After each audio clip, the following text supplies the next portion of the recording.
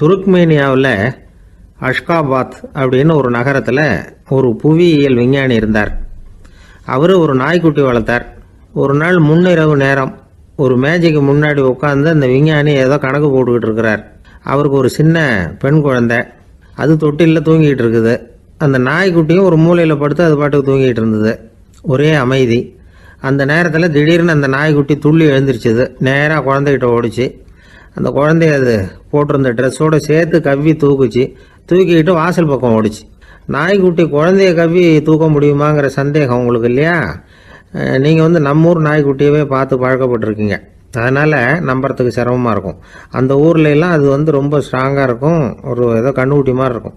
விஞ்ஞானி அதை பார்த்துட்டார். உடனே அந்த நாய்க்கு வெறி பிடிச்சிட்டுதுன்னு முடிவு பண்ணிவிட்டு தன்னோட கை துப்பாக்கியை எடுத்துக்கிட்டு ஓடி வந்தார்.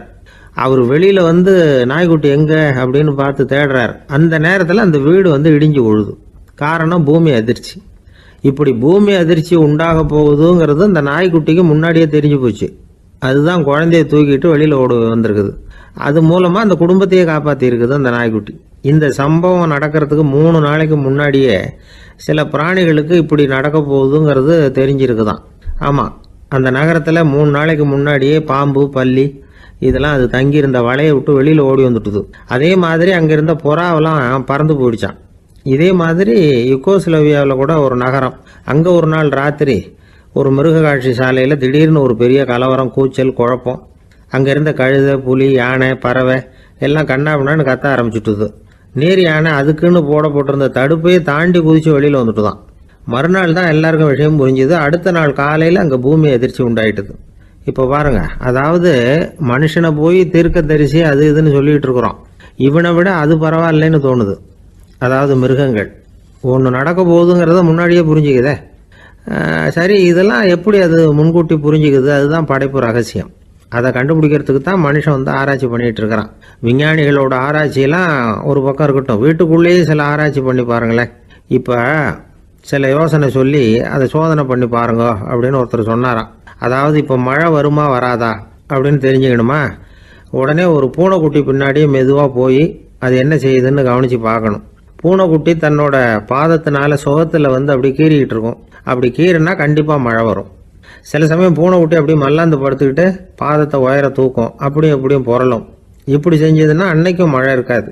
அதனால் முன்னாடி இருந்தது மழை வர்றதுக்கு அறிகுறி, இது மழை இல்லைங்கிறதுக்கு அறிகுறி. பறவைகள், பிராணிகள் இதுகளோட நடவடிக்கைகளை பார்த்துட்டு அதையெல்லாம் அடிப்படையாக வச்சு தான் காலநிலையை கண்டுபிடிக்கிற கருவிகளை கண்டுபிடிச்சிருக்கிறாங்க. வாத்து இருக்குல்ல, சில சமயம் தன்னோட அழகை தன்னோட இறகுகளில் அப்படியே புதைச்சிக்கும். அப்படி செஞ்சால் குளிர்காலம் வரப்போகுதுன்னு அர்த்தம். பருவநிலை குளிராக மாறப்போகுதுங்கிறதுக்கு இதுதான் அறிகுறி. சிட்டுக்குருவி இருக்குதுல்ல, அதெல்லாம் புழுதியில் உழுந்து புரளும். சிறகுகளை படபடன்னு அடிச்சுக்கும். அப்படி செஞ்சால் மழை வரப்போகுதுன்னு அர்த்தம். ஒன்று மட்டும் நாம் நல்லா தெரிஞ்சுக்கணும். இயற்கையின் சீற்றம்னு சொல்கிறோம் இல்லையா, இயற்கை ஏன் நம்ம மேலே கோவப்படுது? இயற்கையை நாம் அனுசரித்து போகிறதில்ல, அதனால் கோவப்படுது. காடுகளை அழிக்கப்படாது, விலங்குகளை கொல்லப்படாது, இயற்கை ஏற்படுத்தி வச்சிருக்கிற சமநிலையை கெடுக்கப்படாது. அதை புரிஞ்சுக்கிட்டு வாழ்ந்தோம்னா பூமியும் நடுங்காது, நாமளும் நடுங்க வேண்டிய அவசியம் இருக்காது. ஒருத்தர் இருந்தார், சாராய கடைக்கு போனாராம். நிறைய சாப்பிட்டார். அப்புறம் சொன்னார், இது ரொம்ப அற்புதமான சரக்கு போல் இருக்குது. உள்ளே போன உடனே இந்த பூமியே நடுங்கிறது மாதிரி இருக்குது எனக்கு அப்படின்னாராம். இதுக்கு கடைக்காரர் சொல்லியிருக்கார், நீங்கள் சாப்பிட்டது வெறும் பச்சை தண்ணி தாங்க, இப்போ ஏற்பட்டிருக்கிறது நிஜம் பூமி அதிர்ச்சி அப்படின்னாராம். இந்த உலகத்தில் நாம் நல்லபடியாக இருக்கணும்னா அதுக்கு முக்கியமாக தேவைப்படுறது 2. ஒன்று செல்வம், இன்னொன்று அறிவு. சரி, இது 2ல் சிறந்தது எது அப்படின்னு ஒரு கேள்வி கேட்டால் என்ன பதில் சொல்கிறது? இதே கேள்வியை ஹஸ்ரத் அலி அவர்கள்கிட்ட கேட்டாங்களாம். அவர் ஒரு பெரிய அறிஞர். கேள்வி கேட்டவங்களும் சாதாரண ஆட்கள் இல்லை, இவங்களும் அறிஞர்கள். ஒரு நாள் ஹஸ்ரத் அலி அவர்கள்கிட்ட 10 அறிஞர்கள் வந்தாங்களாம். ஐயா, நாங்கள் 10 பேரும் உங்ககிட்ட ஒரே கேள்வியை தான் கேட்க வந்திருக்கிறோம். ஆனால் எங்கள் 10 பேருக்கும் நீங்கள் தனித்தனியாக பதில் சொல்ல முடியுமா அப்படின்னு கேட்டிருக்காங்க. அதாவது அவங்க ஒரே கேள்விக்கு இவர்கிட்ட இருந்து 10 விதமான பதில் எதிர்பார்க்குறாங்க. சரி கேளுங்க, என்ன கேள்வி அப்படின்னார் அவர். அப்போ தான் அவங்க கேட்டாங்களாம், செல்வம், அறிவு இது 2ல் சிறந்தது எது? இதுதான் கேள்வி. ஹஸ்ரத் அலி என்ன பண்ணார் தெரியுமா? அவங்கள ஒவ்வொருத்தராக கூப்பிட்டார். ஒவ்வொரு விதமான பதிலை சொல்லி அனுப்புனார். முதல்ல ஒருத்தரை கூப்பிட்டார், சொன்னார், அறிவுங்கிறது தீர்க்கதரிசிகள், ஞானிகள், மகான்கள் இவங்களோட பரம்பரை சொத்து. ஆனால் செல்வம்ங்கிறது கொடுங்கோலரின் ஆயுதம். அதனால் அறிவு தான் சிறந்தது அப்படின்னார். ரெண்டாவது ஆளை கூப்பிட்டார். உங்ககிட்ட செல்வம் இருந்தால் நீங்கள் தான் அதை காப்பாற்றணும். ஆனால் அறிவு உங்களை எப்பவும் காப்பாற்றும். ஆகவே அறிவு தான் சிறந்தது அப்படின்னார். மூணாவது ஆளை கூப்பிட்டார். செல்வந்தனுக்கு எப்போதும் விரோதிகள் அதிகம், ஆனால் அறிஞனுக்கு நண்பர்கள் அதிகம். அதனால் அறிவு தான் சிறந்ததுன்னார். அடுத்தவரை கூப்பிட்டார். செல்வம் அடுத்தவங்களுக்கு கொடுக்க கொடுக்க குறையும், ஆனால் கல்விங்கிறது அதிகரிச்சுக்கிட்டே வரும், கொடுக்கறதுனால குறையாது. அதனால் அறிவு தான் சிறந்ததுன்னார். இன்னொருத்தரை கூப்பிட்டார். அறிவுள்ளவன் எப்பவும் அதை அடுத்தவங்களுக்கு வாரி வழங்கிக்கிட்டே இருப்பான். அதனால் அவங்ககிட்ட தாராளத்தன்மை இருக்கும். ஆனால் செல்வந்தன்கிட்ட கஞ்சத்தனம் தான் இருக்கும். அதனால் அறிவு தான் சிறந்ததுன்னார். ஆறாவது நபரை கூப்பிட்டார். செல்வத்தை கள்வர்கள் திருடிட்டு போக முடியும், ஆனால் அறிவை அப்படி திருடிட்டு போக முடியாது அப்படின்னார். ஏழாவது நபரை கூப்பிட்டார். செல்வம் கால ஓட்டத்தில் அழிஞ்சிரும், ஆனால் அறிவை கால ஓட்டம் ஒன்றும் பண்ண முடியாது. ஆகவே அறிவே சிறந்ததுன்னார். எட்டாவது ஆளை கூப்பிட்டு சொன்னார், செல்வத்துக்கு எப்பவும் எல்லை உண்டு, நிறை உண்டு, அளவு உண்டு, கணக்கு உண்டு. ஆனால் அறிவுக்கு அப்படிப்பட்ட எல்லை எதுவும் கிடையாது. அதனால் அதுதான் சிறந்ததுன்னார். அடுத்தவனை கூப்பிட்டார். செல்வம் உள்ளத்தில் உள்ள ஒளியை போக்கிவிடும், இருட்டை உண்டாக்கிவிடும், விரிந்த மனப்பான்மையை குறுகலாக்கிவிடும். ஆனால் அறிவு அப்படி இல்லை, இருண்ட உள்ளத்தில் ஒளியை பாய்ச்சி அதை விசாலப்படுத்துது. அதுதான் சிறந்ததுன்னார். கடைசியாக 10வது நபரை கூப்பிட்டார். செல்வம் மனசில் செருக்கை உண்டாக்குது, ஆணவத்தை ஏற்படுத்துது. அதனால் நானே கடவுள்னு நினைக்கிற அளவுக்கு மனுஷனை தாழ்த்தி விடுது. ஆனால் அறிவு பணிவையும் பண்பாட்டையும் வளர்க்குது. அதனால் அறிவு தான் சிறந்ததுன்னார். ஆக இப்படி 10 பேருக்கும் 10 விதமாக பதில் சொன்னது மூலமாக ஹஸ்ரத் அலி அவர்கள் அறிவு தான் செல்வத்தை விட சிறந்தது அப்படிங்கிறதுக்கு 10 காரணங்களை சுட்டி காட்டியிருக்கார். அந்த அறிஞர் 10 பேர் கேட்ட ஒரே கேள்விக்கு 10 பதில் சொன்னார். நமக்கு வேண்டிய ஒருத்தர் 10 பேர் கேட்ட கேள்விக்கு ஒரே பதில் சொல்லி சமாளித்தார். கேள்வி என்ன தெரியுமா? என்கிட்ட வாங்கின கடனை எப்போயா திருப்பி கொடுக்க போகிற? இதுதான் அந்த 10 பேரும் கேட்ட ஒரே கேள்வி. இந்த மாதம் 26ஆம் தேதி தந்துடுறேன் அப்படிங்கிற ஒரே பதில் சொல்லி அவ்வளவு பேரையும் இவர் அனுப்பி வச்சுட்டாராம். எல்லாரும் போனதுக்கப்புறம் இவரை தனியாக கூப்பிட்டு கேட்டிருக்கிறாங்க. அது என்ன சார் கணக்கு, 26ஆம் தேதி அன்னைக்கு என்ன அதிசயம் நடக்க போகுது அப்படின்னு கேட்டிருக்காங்க. அதிசயம் அன்னைக்கு இல்லை, அதுக்கு முத நாளே நடக்க போகுதுன்னாராம். விவரமாக சொல்லுங்கன்னு இருக்காங்க. வேற ஒன்றும் இல்லைங்க, 26ஆம் தேதி தானே எல்லாரையும் வர சொல்லியிருக்கிறேன், அதுக்கு முத நாளே நான் புறப்பட்டு தலைமறைவாயிட போகிறேன் அப்படின்னாராம் ரொம்ப பெருமையாக. பக்தின்னு சொல்கிறோம் இல்லையா, அது 3 வகைப்படும் அப்படிங்கிறார் ஒரு பெரியவர். அது என்ன 3 வகைன்னா, தெய்வ பக்தி, அடியார்கள் பக்தி, குரு பக்தி. அடியார் பக்தியை விட தெய்வ பக்தியை விட குரு பக்தி தான் ரொம்பவும் சிறந்ததுங்கிறார் அவர். தெய்வத்துக்கிட்ட செஞ்ச பாவம் குருநாதர்கிட்ட தீர்ந்துருமா, குருநாதர்கிட்ட செஞ்ச பாவம் தெய்வத்துக்கிட்ட போனாலும் தீராதான். இப்படி பெரியவங்களாம் சொல்லி வச்சிருக்கிறாங்க. ஒரு காடு, அங்கே அயோத தௌமியர் அப்படின்னு ஒரு தபோதனர், அவர் பல மாணவர்களை ஒன்றா சேர்த்து ஒரு குருகுலம் நடத்திக்கிட்டு இருக்கிறார். பல தரப்பட்டவங்க பல திறப்பட்டவங்க மாணவர்கள் அதில் சேர்ந்து படிச்சுக்கிட்டு இருக்கிறாங்க.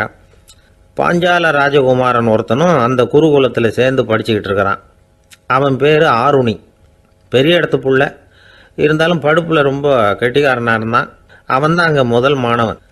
ஒரு நாள் குருநாதர் அந்த அரசகுமாரனை கூப்பிட்டார். நம்ம குருகுலத்துக்கு சொந்தமான வயலில் தண்ணீர் பெருகி வெள்ளம் பயிரை அழிக்குதான், அதனால் நீ போய் மடையை அடைச்சிட்டு வந்துடும் அப்படின்னார். அந்த அரசகுமாரன் உடனே புறப்பட்டான். குருநாதர் சொல்லிட்டார்ல, உடனே புறப்பட்டான். நான் பெரிய இடத்து பிள்ளையாச்சே, ராஜகுமாரனாச்சே, ரொம்ப செல்வாக்கூட வளர்ந்தவனாச்சே, நான் போய் வயலில் இறங்கி வேலை செய்கிறதா அப்படின்னுலாம் அவன் நினைக்கல. குருநாதர் கட்டளையை நிறைவேற்ற வேண்டியது நம்ம கடமை அப்படின்னு நினச்சான். உடனே ஒரு மண்வெட்டியை தூக்கி தோளில் வச்சுக்கிட்டு புறப்பட்டு போயிட்டான். வயலுக்கு போனான். பார்த்தான், தண்ணி கரையை உடச்சிக்கிட்டு வயலுக்குள்ளே ஏகமாக பாஞ்சிக்கிட்டு இருக்குது. இவன் மண்வெட்டியால் களிமண்ணை புல்லோடு சேர்த்து புல் பத்த மாதிரி வெட்டி வெட்டி போட்டான். இருந்தாலும் மடையை அடைக்க முடியல. தண்ணி அதை மீறி வந்துக்கிட்டே இருக்குது. தண்ணி வேகமாக வயலுக்குள்ளே போய்கிட்டே இருக்குது. போடுற பத்தையெல்லாம் கரைஞ்சி கரைஞ்சி போயிட்டுருக்கு. இருந்தாலும் இவன் தன்னுடைய முயற்சியை கைவிடலை. வெட்டி வெட்டி போட்டுக்கிட்டே இருக்கிறான். காலையில் அங்கே போனவன் சாயந்தரம் வரைக்கும் இப்படி செஞ்சுக்கிட்டு இருக்கிறான். உடம்பும் மனசும் ரொம்பவும் சோர்ந்து போச்சு. இருந்தாலும் குருநாதர் இட்ட கட்டளையை நிறைவேற்றாமல் இருக்கிறோமேங்கிற ஒரு குறை அவனுக்கு இருக்குது. குரு கட்டளையை நிறைவேற்றாத நான் இன்னமும் இருக்கணுமா அப்படின்னு யோசனை பண்ண ஆரம்பிச்சிட்டான். என்ன செய்யலாம்னு பார்த்தான். நம்ம குருநாதர் இட்ட பணிக்காக இந்த உடம்பையே தியாகம் பண்ணலாம் அப்படின்னு முடிவு பண்ணான். தண்ணி பாயுதில் அதுக்கு குறுக்க விழுந்து அப்படியே மடையை அடைச்சிக்கிட்டு அப்படியே படுத்துட்டான்.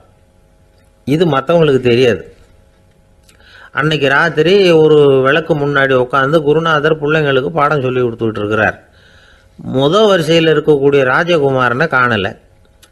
நம்ம ஆருணி எங்கே போனா அப்படின்னு சொல்லி மற்ற மாணவர்களை விசாரித்தார்.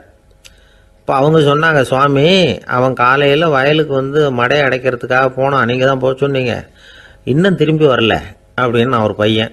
குருநாதர் உடனே ஒரு தீவெட்டி எடுத்துக்கிட்டு மாணவர்களை அழைச்சிக்கிட்டு வயலுக்கு போனார். அங்கே போய் பார்த்தா ஆளை காணும். ஆருணி ஆருணின்னு சொல்லி சத்தம் போட்டு கூப்பிட்டு பார்க்குறார். நான் இங்கே இருக்கேன் குருநாதா அப்படின்னு காலுக்கு அடியிலேருந்து ஒரு சத்தம் வருது. குனிஞ்சு பார்த்தா அவன் மடையில் படுத்துருக்கிறான். என்னப்பா இதுன்னார். காலையிலேருந்து இந்த மடையை அடைச்சி பார்த்தேன் சுவாமி, முடியல, அதனால் இப்படி குறுக்க படுத்துட்டேன். என்னை தாண்டறதுக்கு பயந்து போய் தண்ணியே தேங்கி நின்றுட்டுது அப்படின்னா. அவனுடைய குரு பக்தியையும் அவனை தாண்டறதுக்கு அஞ்சு நிற்கிற தண்ணி தேக்கத்தையும் பார்த்துட்டு எல்லாரும் ரொம்ப ஆச்சரியப்பட்டு போயிட்டாங்களாம். ஆருணி எழுந்திரிச்சு வா அப்படின்னு கூப்பிட்டாரான் குருநாதர். அவன் தண்ணீரை பொழந்துக்கிட்டு எழுந்திரிச்சு வந்தானான். அதனால் அவனுக்கு உத்தாலகன் அப்படின்னு ஒரு பேர். உத்தாலகன்னா தண்ணீரை பிளந்தவன் அர்த்தம். அந்த உத்தாலகன் மாதிரி இந்த காலத்து மாணவர்களுக்கும் குரு பக்தி வேணும் அப்படின்னு சொன்னோம் ஒரு பள்ளிக்கூடத்தில். உடனே நிறைய மாணவர்கள் எழுந்திரிச்சு நின்னாங்க. சார், நீங்கள் எங்களை இன்னமும் சரியாக புரிஞ்சுக்கலன்னு நினைக்கிறோம். அன்னைக்காவது ஒருத்தன் அப்படி இருந்தான், இன்னைக்கு ஏகப்பட்ட உத்தாலகர்கள் இருக்கிறோம். எங்கள் வாத்தியார் கட்டளை இட்டா இப்போவே அது மாதிரி வயலுக்கு போய் மடையில் குறுக்கப்படுத்துக்கிறதுக்கு இந்த வகுப்பில் உள்ள அத்தனை பேரும் தயாராக இருக்கிறோம் அப்படின்னாங்க. அப்படியா அப்படின்னு சொல்லி கேட்டோம் ரொம்ப சந்தோஷமாக.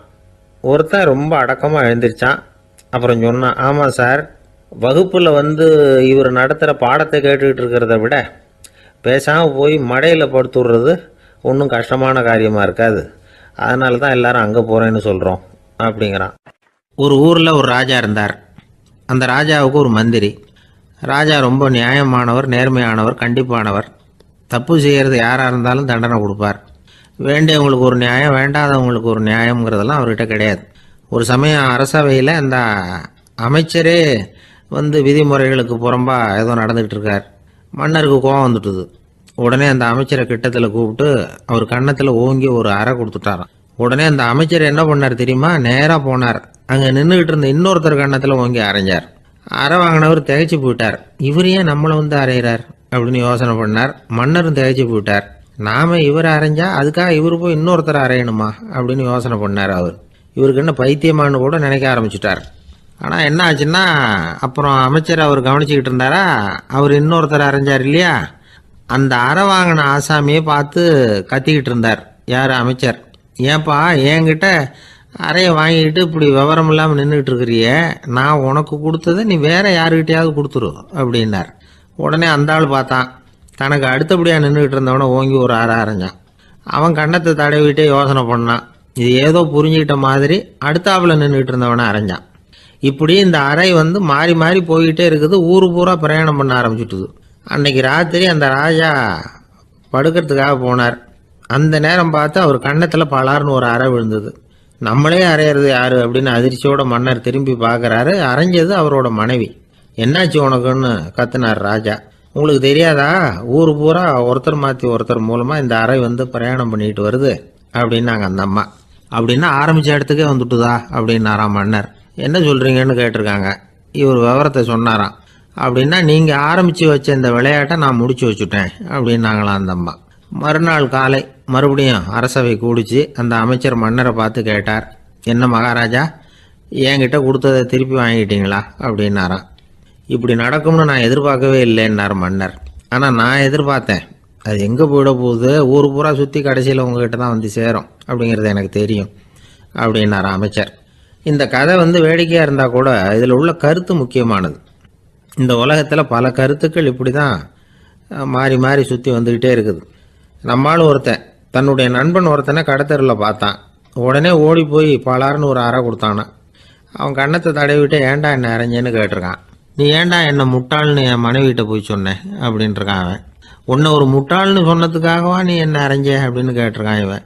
டேய், நான் அதுக்காக அறையலப்பா, அது ஒரு பெரிய ரகசியம் நான் முட்டாளுங்கிறது. அந்த ரகசியத்தை நீ ஏன் எங்கள் வீட்டில் போய் சொன்னேன், அதுக்காக தான் அரைஞ்சேன் அப்படின்னு நானும் அவன். ஒரு ஊரில் ஒரு பெரியவர் இருந்தார். அவர் ஒரு குரு. அவர் தொடர்ந்து தியான கூட்டங்கள் நடத்துவார். அந்த கூட்டத்தில் கலந்துக்கிறதுக்காக பல ஊர்கள்லேருந்து சீடர்கள் நிறைய பேர் வருவாங்க போவாங்க. ஒரு நாள் அங்கே கூட்டம் நடந்துக்கிட்டு இருக்குது. அந்த சமயத்தில் சீடர்களில் ஒருத்தன் என்னத்தையே திருடி விட்டான். மற்ற சீடர்கள் அதை கவனிச்சுட்டாங்க. இவன் ஆப்பிட்டுக்கிட்டான். கூட்டம் முடிஞ்ச பிற்பாடு இவன் திருடின விஷயத்தை அந்த பெரியவர்கிட்ட போய் சொன்னாங்களாம். அவர் கவனத்துக்கு கொண்டுகிட்டு போனாங்க.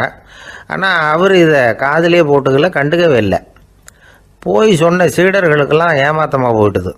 என்ன இது, இவ்வளவு தூரம் நாம் கண்டுபிடிச்சி போய் சொல்கிறோம், அவர் கண்டுக்கவே மாட்டேங்கிறாரே அப்படின்னு ஒரு மாதிரி ஆகிட்டாங்க. இருந்தாலும் அதை பற்றி ஒன்றுமே சொல்லிக்கல, பேசாமல் இருந்துட்டாங்க. கொஞ்ச நாள் ஆச்சு. அதே ஆள் மறுபடியும் ஒரு திருட்டில் மாட்டிக்கிட்டான். சீடர்கள் மறுபடியும் அந்த குருக்கிட்ட விஷயத்தை சொன்னாங்க. அவர் அப்பவும் வழக்கம் போல் சும்மாவே இருந்துட்டார். இவர் இப்படி இருக்கிறத பார்த்ததும் அந்த சீடர்களுக்கு கோபம் வந்துட்டுது. உடனே அந்த சீடர்கள்லாம் ஒன்று கூடி பேசினாங்களாம். எல்லாருமா சேர்ந்து ஒரு விண்ணப்பம் தயார் பண்ணாங்க. அதை குருநாதர்கிட்ட கொண்டுட்டு போய் கொடுத்தாங்க. அந்த விண்ணப்பத்தில் இவங்க என்ன எழுதியிருக்கிறாங்க தெரியுமா? குருநாதர் அவர்களே, உடனே திருடனவன் மீது சட்ட நடவடிக்கை எடுக்கணும். நீங்கள் அப்படி அவனை இங்கே சேர்க்கக்கூடாது. நீங்கள் சேர்த்திங்கன்னா நாங்கள் இங்கே இருக்கிறத பற்றி யோசிக்க ஆரம்பிச்சிருவோம். அவனை இந்த மடத்தை விட்டே துரத்தி பண்ணணும். நீங்கள் அவனை வெளியில் அனுப்புங்க, இல்லைன்னா நாங்கள் அத்தனை பேரும் வெளியில் போயிடுறோம். இப்படி தான் அந்த விண்ணப்பத்தில் எழுதியிருக்கிறாங்க. குரு அந்த விண்ணப்பத்தை வாங்கி படித்து பார்த்தார். அதுக்கப்புறம் அதை எழுதின அத்தனை பேரையும் கூப்பிட்டாரு. எல்லாரும் இப்படி வாங்கன்னாரு. வந்தாங்க. இப்படி என் எதிரில் உட்காருங்கன்னார். உட்காந்தாங்க. அப்புறம் சொன்னார், இதை பாருப்பா, நீங்கள் எல்லாரும் புத்திசாலிகள். உங்களுக்கு எது நல்லது எது கெட்டதுங்கிறது நல்லா தெரியும். நீங்கள் மேற்கொண்டு ஏதாவது படிக்கணும்னு நினச்சா வேறு எங்கே வேணும்னாலும் போகலாம், அதுக்கு நான் தடை சொல்ல மாட்டேன்.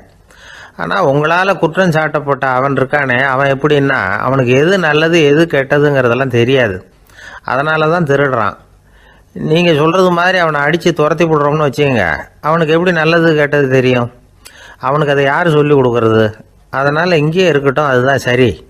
இதுக்காக நீங்கள் எல்லாரும் என்னை விட்டுட்டு போனாலும் சரி, அவனை நான் விரட்ட மாட்டேன் அப்படின்னு விட்டாரான். இவ்வளவையும் திருடனை அந்த சீடன் கேட்டுக்கிட்டே இருந்திருக்கான். அவன் கண்களில் கண்ணீர். அப்படியே எழுந்திரிச்சு வந்தான். குரு காலில் விழுந்தான். அவன் கண்ணீரில் அவனது தீமை கழுவப்பட்டது அப்படிம்பாங்க. அதாவது சீடர்களுக்கு அந்த குருவோட பெருமை அப்போ தான் புரிஞ்சுதான். ஒரு நல்ல ஆசிரியர் இருக்காருன்னு வச்சுங்க, நல்லா படிக்கிற பையனுக்கு தான் பாடம் சொல்லி கொடுப்பேன்னா அது என்ன பெரிய விஷயமா? மோசமாக படிக்கிறவனையும் மாற்றி காட்டுறேங்கிறது தான் பெருமை. இந்த காலத்து குரு ஒருத்தர் ஒரு ஆசிரமம் வச்சு நடத்திட்டு வந்தார். நிறைய பேர் தினம் வருவாங்க போவாங்க. ஒரு நாள் ஒருத்தன் வந்தான். அந்த குரு முன்னாடி போய் நின்னான். ஐயா, என்ன உங்கள் சீடனாக ஏற்றுக்கணும்னா. அந்த குரு நிமிர்ந்து பார்த்தார். உன்னுடைய நோக்கம் என்னன்னு கேட்டார். ஐயா, உங்ககிட்ட கொஞ்ச நாள் இருந்தேன்னா நல்ல பழக்க வழக்கங்களை கற்றுக்கலாம், அதுக்கப்புறம் வெளியில் போய் ஒரு நல்ல தொழில் தொடங்கி வாழ்க்கையில் முன்னுக்கு வரணுங்கிறது தான் என்னோட நோக்கம் அப்படின்னா. நீ சொல்கிறது சரி, ஆனால் உன்னால் இங்கே நல்ல பழக்க வழக்கங்களை கற்றுக்க முடியலேன்னு வச்சுக்கோ, அப்போ என்ன பண்ணுவேன் அப்படின்னு கேட்டார் அவர். அப்படி ஆச்சுன்னா என்ன, உங்களை மாதிரியே ஒரு ஆசிரமம் ஆரம்பித்து அதுக்கு குருவாக இருந்துட்டு போகிறேன் அப்படின்னு நானும். காசியில் இருக்கிற கடவுள் காசி விஸ்வநாதர், அங்கே இருக்கிற தேவி காசி விசாலாட்சி. இவங்க ரெண்டு பேரும் ஒரு நாள் பேசிக்கிட்டு இருந்தப்போ கடவுள் சொன்னார், இந்த மனிதர்களை நாம் ரொம்பவும் நம்பிக்கையோடு தான் படைச்சிருக்கிறோம், இருந்தாலும் அவங்களுக்கு தான் நம்பிக்கை இல்லை, எதுலேயும் ஒரு உண்மையான நம்பிக்கை இல்லாமல் வாழ்ந்துக்கிட்டு இருக்கிறாங்க அப்படின்னார். என்ன அப்படி சொல்கிறீங்க? அதை பாருங்கள், எவ்வளவு பேர் காசியை தேடிட்டு கங்கையில் குளிச்சுக்கிட்டு இருக்கிறாங்க, அவங்களெலாம் நம்பிக்கை இல்லைன்னா இவ்வளவு தூரம் தேடிட்டு இங்கே குளிப்பாங்களா அப்படின்னு நாங்கள் தேவி. சரி, அதை சோதித்து பார்க்கலாம் அப்படின்னு ரெண்டு பேரும் முடிவு பண்ணிக்கிட்டாங்க. உடனே ஒரு திட்டம் போட்டாங்க. அது எப்படின்னா, நாம் ரெண்டு பேருமே பக்தர்கள் மாதிரி உருவத்தை மாற்றிக்கிட்டு கங்கை கரைக்கு போக வேண்டியது. நான் கங்கையில் இறங்கி குளிக்கிறேன். கொஞ்ச நேரத்தில் சுழலில் மாட்டிக்கிட்டது மாதிரி நடிக்கிறேன். நீ உடனே கரையிலிருந்து சத்தம் போடும். என்னோடய வீட்டுக்காரரை யாராவது காப்பாற்றுங்களேன்னு சத்தம் போடும். அதோடு இன்னொன்று சொல்லு, யாராவது ஒரு புண்ணிய ஆத்மா அவர்கிட்ட போய் அவருடைய முடியை பிடிச்சி இழுக்கணும். அப்படி ஒரு சாபம் இருக்குது எங்களுக்கு. புண்ணிய ஆத்மா, அதாவது எந்த பாவமும் செய்யாத இல்லாத ஒருத்தர் தான் அவரை காப்பாற்ற முடியும். அப்படிப்பட்டவங்க யாராவது வெள்ளத்தில் குதித்து என்னுடைய கணவரை காப்பாற்றுங்கோ அப்படின்னு நீ சத்தம் போடு, கூச்சல் போடு, என்ன நடக்குதுன்னு பார்க்கலாம் அப்படின்னார் கடவுள்.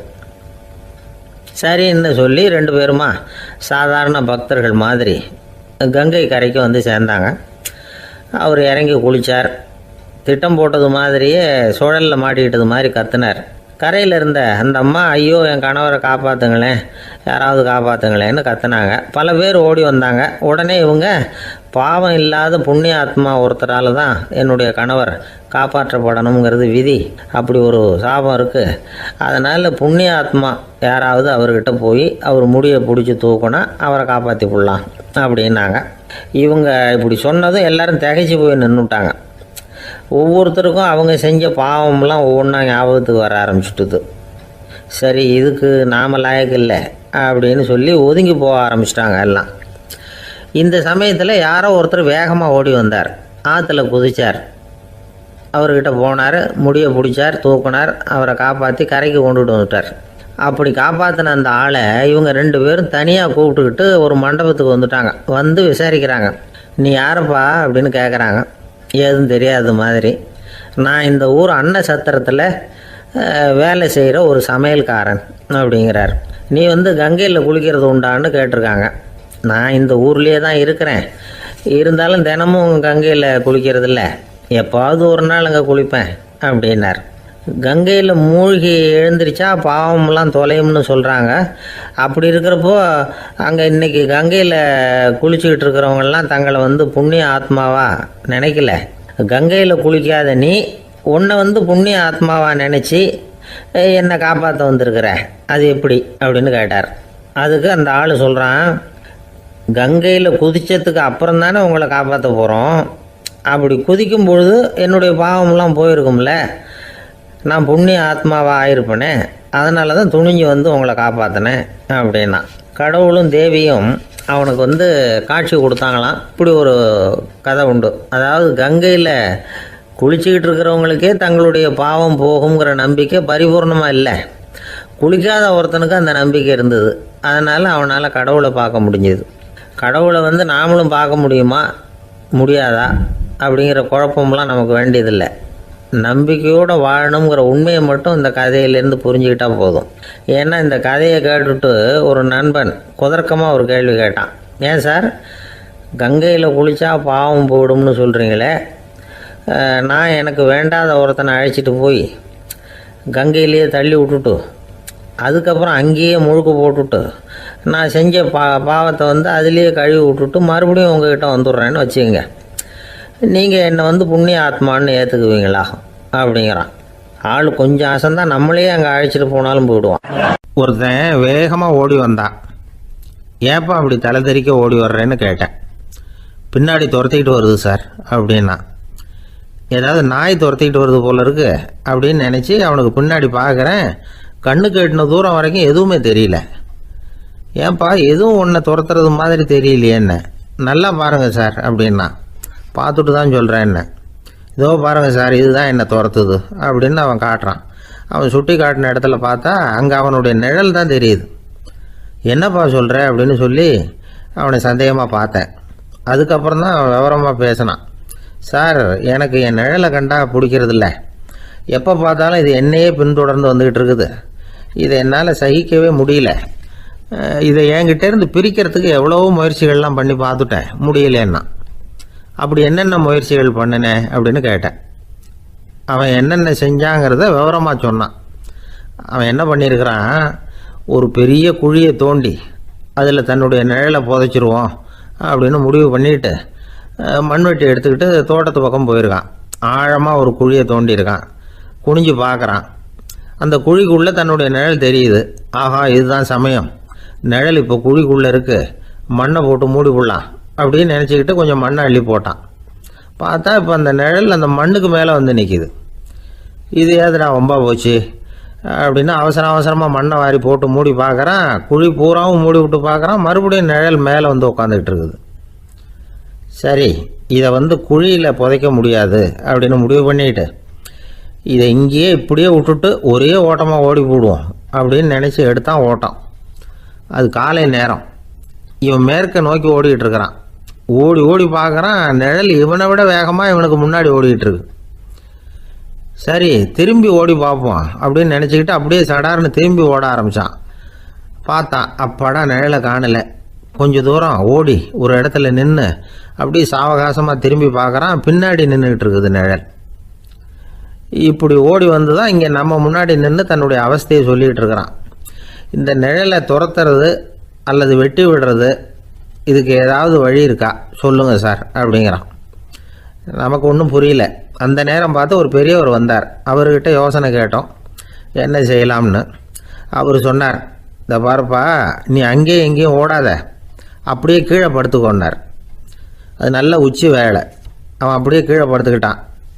இப்போ அப்படி இப்படின்னு திரும்பி பார்க்குறான், நிழலை காணலை. அவன் இப்போ தான் நிம்மதியாக இருந்தான். இப்போ அந்த பெரியவர் சொன்னார், எல்லா மனிதர்களுமே இப்படி தான் ஓடிக்கிட்டு இருக்கிறாங்க. நான் எனது அப்படிங்கிற ஆணவம் தான் அவங்கள துரத்திக்கிட்டு இருக்கு. அதை விட்டுட்டு ஓடணும்னு நினச்சாலும் அது முன்னாடி வந்து நிற்கிது. பரம்பொருளை நோக்கி ஓடுறப்போ இந்த ஆணவம் பின்னாடி வந்து விடுது. பரிபூர்ண சரணாகதிங்கிற நிலையில் அது முழுசுமாக மறைஞ்சு விடுது. தன்னை உணர்கிற வேலை அது. அந்த நேரம் மனிதனுக்கு விடுதலை உணர்வு ஏற்படுகிற நேரம் அது. அப்படிப்பட்ட சுதந்திர மனிதர்களாக எல்லாரும் மாறி போயிட்டாங்கன்னா இந்த உலகமே இன்பமயம் அப்படின்னு ஒரு விளக்கம் கொடுத்தார் பெரியவர். நம்மால் ஒருத்தர் வேகமாக ஓடி வந்துக்கிட்டு இருந்தான். ஏன்டா அப்படி ஓடி வர்ற அப்படின்னு கேட்டார் எதிரில் வந்தவர். ஆசை துரத்துது, அதுதான் ஓடி வர்றேன்னா. உனக்கு என்ன ஆசைன்னு கேட்டார். எனக்கு ஒன்றும் ஆசை இல்லைங்க, என்னை எப்படியாவது பிடிச்சுடணும்னு போலீஸ்காரங்களுக்கு ஆசை. அந்த ஆசை இப்போ என்னை துரத்தி பின்னாடி வந்துக்கிட்டு இருக்குது. அதுதான் தப்பிச்சு வந்துக்கிட்டு இருக்கிறேன். குறுக்க நிற்காதீங்க சார், வழியை விடுங்க அப்படின்னு சொல்லிவிட்டு வேகமாக ஓடி மறைஞ்சான். ஒரு ஆள் இருந்தார். அவர் தன்னை ஒரு குருன்னு சொல்லிக்கிட்டார். மௌன குரு, வாயே திறக்கிறதில்ல. அவருக்கு 2 சீடர்கள் உண்டு. இவங்க தான் வர்றவங்க கிட்ட பேசுவாங்க, விளக்கம் கொடுப்பாங்க. ஒரு நாள் இந்த சீடர்கள் 2 பேரும் எங்கேயோ வெளியில் போயிட்டாங்க. அந்த நேரம் பார்த்து ஒருத்தர் அங்கே வந்தார். குருக்கிட்ட போனார். குருவே, புத்தர்னா என்னன்னு கேட்டார். குருவுக்கு ஒன்றும் புரியல. அவர் உண்மையான குருவாக இருந்தாவில் புரியும். அவர் திருன்னு முழிக்க ஆரம்பிச்சிட்டார். இந்த நேரம் பார்த்து இந்த சீடர்கள் எங்கேயோ போயிட்டாங்களே, என்ன பண்ணுறது, உதவிக்கு யாராவது கிடைக்க மாட்டாங்களா அப்படின்னு அப்படியே சுற்றி பார்க்குறார். அங்கங்கே பார்க்குறார். வந்தவர் இதை கவனித்தார். ஏதோ புரிஞ்சுக்கிட்ட ஒரு மாதிரி அடுத்த கேள்வி கேட்டார். தர்மம்னா என்ன சுவாமின்னார். குருவுக்கு ரொம்ப சங்கடமாக போச்சு. நம்ம நிலைமை இப்படி ஆகிட்டுதே, இக்கட்டில் மாட்டிக்கிட்டோமே அப்படின்னு நினச்சபடியே விட்டத்தை பார்த்தார். அப்புறம் குனிஞ்சு தரையை பார்த்தார். அப்படியே உட்காந்துக்கிட்டார். வந்தவர் உடனே அடுத்த கேள்விக்கு போயிட்டார். தியானம்னா என்ன சுவாமின்னார். பாவம் என்ன பண்ணுவார் அந்த குரு, பேசாமல் கண்ணை கெட்டியாக மூடிக்கிட்டார். இது ஏதுடா வம்பா போச்சுன்னு. இவர் இப்படி பண்ணால் கூட வந்தவர் சளைக்கலை. இன்னொரு கேள்வியும் கேட்டார். ஆசீர்வாதம்னா என்ன அப்படின்னார். இவர் பார்த்தார், இப்படியே போனால் இவர் கேள்வி கேட்குறத நிறுத்த மாட்டார் அப்படின்னு நினச்சிக்கிட்டு எனக்கு ஒன்றுமே தெரியாதுங்கிற பாவனையில் 2 கையையும் விரித்து காட்டினார். வந்தவர் முகத்தில் மகிழ்ச்சி, மன நிறைவு, ஏதோ எல்லாம் புரிஞ்சுக்கிட்ட ஒரு மாதிரி அங்கேருந்து புறப்பட்டு போனார். வழியில் அந்த குருவோட சீடர்கள் 2 பேரையும் சந்தித்தார். உங்கள் குருவை தான் பார்த்துட்டு வரேன்னார் இவர். என்ன நடந்ததுன்னு கேட்டாங்க. இவர் வரமா சொல்கிறார், உங்கள் குரு எவ்வளவு பெரிய ஞானி தெரியுமா? புத்தர்னா என்னன்னு கேட்டேன். அதுக்கு அவர் அப்படியும் இப்படியும் பார்த்தார். அதுக்கு என்ன அர்த்தம் தெரியுமா? மக்கள் புத்தரை அங்கேயும் இங்கேயும் தேடுறாங்க. உண்மையில் அவர் அங்கேயும் இங்கேயும் தேடி கண்டுபிடிக்க முடியாது அப்படிங்கிறத அவர் செய்கை மூலம் உணர்த்தினார். அதுக்கப்புறம் தர்மம்னா என்னன்னு கேட்டேன். அவர் மேலேயும் கீழையும் பார்த்து தர்மம் சமமானது, அதில் உயர்வு தாழ்வு இல்லைங்கிறத உணர்த்தினார். அதுக்கப்புறம் தியானம்னா என்னன்னு கேட்டேன். கண்ணை மூடிக்கிட்டார். கண்ணை மூடி காணுகிற அற்புதம் அது அப்படிங்கிறத புரிஞ்சுக்கிட்டேன். கடைசியாக ஆசீர்வதிக்கப்படுறது பற்றி கேட்டேன். கைகளை நீட்டி உதவுறது தான் அது அப்படிங்கிறத தன்னுடைய இருகை விரித்து உணர்த்தினார். எவ்வளோ பெரிய மகான் அவர் அப்படின்னு சொல்லிவிட்டு அவர் பாட்டு போயிட்டார். சீடர்கள் அதுக்கப்புறம் மெதுவாக குருக்கிட்ட சேர்ந்தாங்க. அவங்கள பார்த்ததும் குருவுக்கு கோபம் வந்துட்டுது. அடே பாவிகளா, எங்கடா போய் தொலைஞ்சிங்க, நான் ஒரு ஆளுகிட்ட மாட்டிக்கிட்டு என்ன பாடுபட்டிருக்கேன் தெரியுமான்னார். இது மாதிரி தான் நாம் சாதாரண மனிதர்களின் புற வேடங்களிலேயே மயங்கி போயிடுறோம். அவங்க பேச்சு, செய்கை, பார்வை இதிலெல்லாம் ஏதோ பெரிய தத்துவம் இருக்கிறதாக நினச்சிக்கிறோம். உண்மையிலேயே அந்த தத்துவங்கள் யாருக்கு சொந்தம்? அவங்களுக்கு இல்லை, நமக்கு தான் சொந்தம். நாம் தானே அதை கற்பிச்சுக்கிட்டோம். நம்மை நாம் அடையாளம் கண்டுக்கிறது இல்லை, நாம் யாருங்கிறது நமக்கு புரியறதில்ல. அதுதான் இன்றைக்கி நடக்கிறது. அதனால தான் அடுத்தவங்களை தேடி ஓடிக்கிட்டு இருக்கிறோம். சில வீடுகளில் கூட இது மாதிரி சைகைகள் உண்டு. சில குடும்ப தலைவர்கள் தினமும் காலையில் கண்ணை கெட்டியாக மூடிக்கிட்டு கை ரெண்டையும் சுத்தமாக விரித்து வச்சுக்கிட்டே உட்காந்து தியானம் பண்ணுறது வழக்கம். எதுக்காக அப்படி பண்ணுறீங்கன்னு ஒருத்தரை பார்த்து கேட்டேன். இந்த மாதம் வாங்கின சம்பளம் பூரா தீர்ந்து போச்சு, இனிமேல் என் கையில் சுத்தமாக ஒன்றும் இல்லை, புதுசாக எதுவும் செலவு வச்சுடாதே அப்படிங்கிறத அப்படி உள்ளங்கை